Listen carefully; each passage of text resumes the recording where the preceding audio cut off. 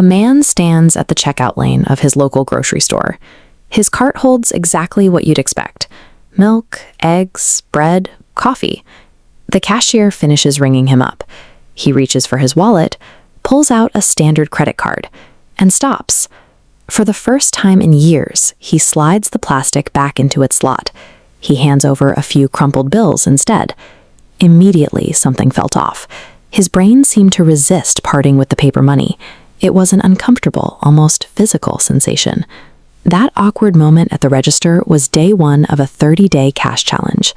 He quickly learned that his brain's resistance to paying with cash was the first symptom of a psychological battle most people never realize they are losing. Behavioral economists call that discomfort the pain of paying. When you physically hand over cash, your brain registers an immediate, tangible sense of loss. Credit cards exist entirely to bypass that exact friction. Just look at early versions, like this 1959 American Express card. The purpose of this plastic proxy was to make the loss of wealth feel entirely imaginary. Because you get the card right back after a swipe, the purchase feels harmless. A $7 coffee or a $400 shopping spree registers as completely painless in the present moment. The emotional damage is entirely deferred until the statement arrives weeks later.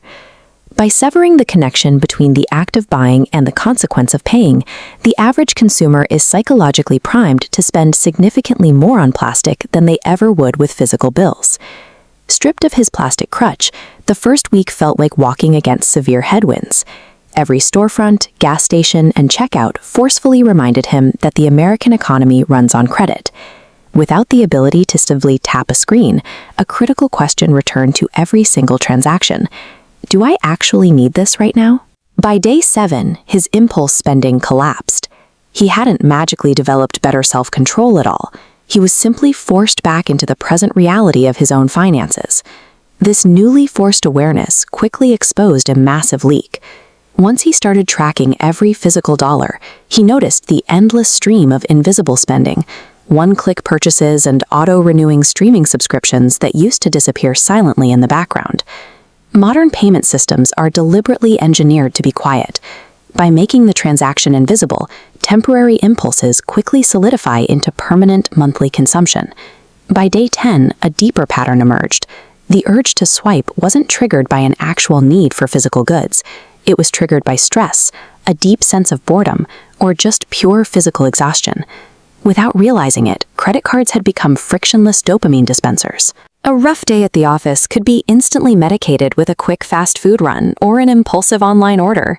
The entire consumer landscape is optimized for this loop. Advertisements rarely pitch the pure utility of a product anymore. They sell you the feeling of comfort, status, or escape. A credit limit provides immediate access to those feelings, entirely bypassing the logical question of whether you can actually afford them. There is a persistent myth that crippling financial trouble only comes from catastrophic mistakes or buying a luxury car on a whim. This animated chart illustrates the mechanics of the debt illusion. A $5 coffee here, a $20 takeout order there. Over time, it looks like a completely flat, harmless line of daily expenses. But the business model of credit isn't built on massive defaults. It is built on millions of people carrying balances month after month. As minimum payments roll over, compounding interest multiplies in the background, causing that flat line to aggressively curve upward. Those tiny, everyday emotional purchases are quietly, mathematically converted into inescapable, long-term financial chains. Then came week 3. The obsessive pull to buy things began to evaporate. Target runs and targeted ads suddenly lost their psychological grip. He noticed a profound drop in what psychologists call invisible stress. Even when people keep up appearances, the brain subconsciously tracks what is owed. That background pressure bleeds everywhere. It disrupts sleep, fractures focus at work, and adds a low-level ambient anxiety to personal relationships. Removing credit card dependence lowered his monthly expenses. More importantly, it removed the persistent weight of what he owed, replacing it with a sense of control over his future. By day 30, the conclusion was obvious. Every app, advertisement, and tap-to-pay terminal is a deliberate part of a machine designed for frictionless consumption. We are constantly encouraged to confuse an aggressive credit limit with genuine wealth. A person maintaining a maxed-out luxury lifestyle is often drowning in silent obligations, while someone living quietly below their means is building real independence.